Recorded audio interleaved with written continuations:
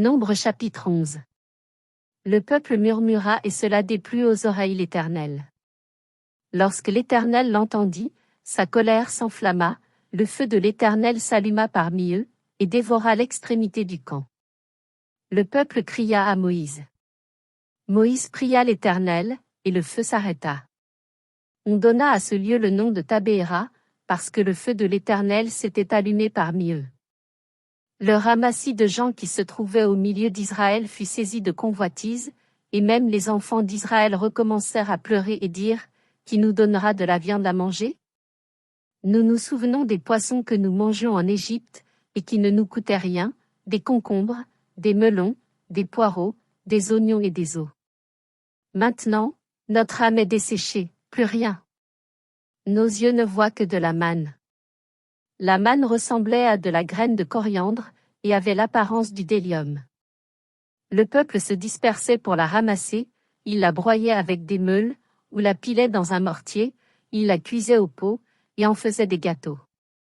Elle avait le goût d'un gâteau à l'huile. Quand la rosée descendait la nuit sur le camp, la manne y descendait aussi. Moïse entendit le peuple qui pleurait, chacun dans sa famille et à l'entrée de sa tente. La colère de l'Éternel s'enflamma fortement.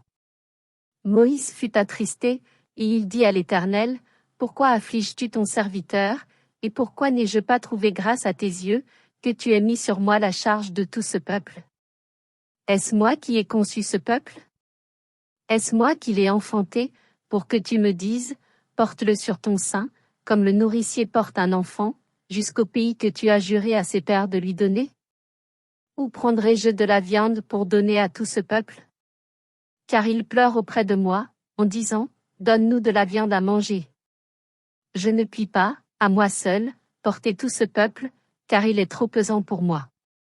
Plutôt que de me traiter ainsi, tue-moi, je te prie, si j'ai trouvé grâce à tes yeux, et que je ne vois pas mon malheur.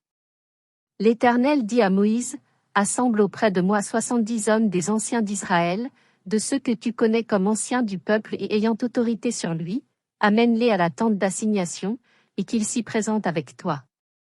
Je descendrai, et là je te parlerai, je prendrai de l'esprit qui est sur toi, et je le mettrai sur eux, afin qu'ils portent avec toi la charge du peuple, et que tu ne la portes pas à toi seul. Tu diras au peuple, sanctifiez-vous pour demain, et vous mangerez de la viande, puisque vous avez pleuré aux oreilles de l'Éternel, en disant, qui nous fera manger de la viande? Car nous étions bien en Égypte. L'Éternel vous donnera de la viande, et vous en mangerez. Vous en mangerez non pas 1 jour, ni 2 jours, ni 5 jours, ni 10 jours, ni 20 jours, mais 1 mois entier, jusqu'à ce qu'elle vous sorte par les narines et que vous en ayez du dégoût, parce que vous avez rejeté l'Éternel qui est au milieu de vous, et parce que vous avez pleuré devant lui, en disant, pourquoi donc sommes-nous sortis d'Égypte?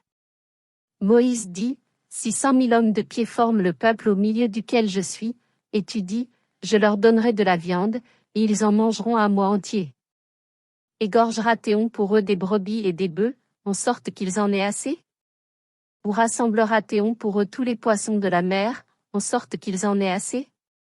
L'Éternel répondit à Moïse, la main de l'Éternel serait-elle trop courte? Tu verras maintenant si ce que je t'ai dit arrivera ou non. Moïse sortit, et rapporta au peuple les paroles de l'Éternel. Il assembla 70 hommes des anciens du peuple, et les plaça autour de la tente. L'Éternel descendit dans la nuée, et parla à Moïse, il prit de l'esprit qui était sur lui, et le mit sur les 70 anciens. Et dès que l'esprit reposa sur eux, ils prophétisèrent, mais ils ne continuèrent pas. Il y eut 2 hommes, l'un appelé Eldad, et l'autre Médad, qui étaient restés dans le camp, et sur lesquels l'esprit reposa, car ils étaient parmi les inscrits, quoiqu'ils ne fussent point allés à la tente, et ils prophétisèrent dans le camp. Un jeune garçon courut l'annoncer à Moïse, et dit, Eldad et Médad prophétisent dans le camp. Et Josué, fils de Nun, serviteur de Moïse depuis sa jeunesse, prit la parole et dit, Moïse, mon Seigneur, empêche-les. Moïse lui répondit, es-tu jaloux pour moi?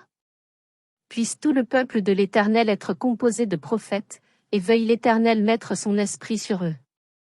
Et Moïse se retira au camp, lui et les anciens d'Israël.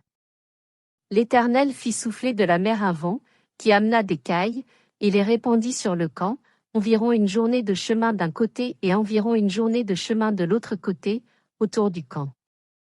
Il y en avait près de 2 coudées au-dessus de la surface de la terre.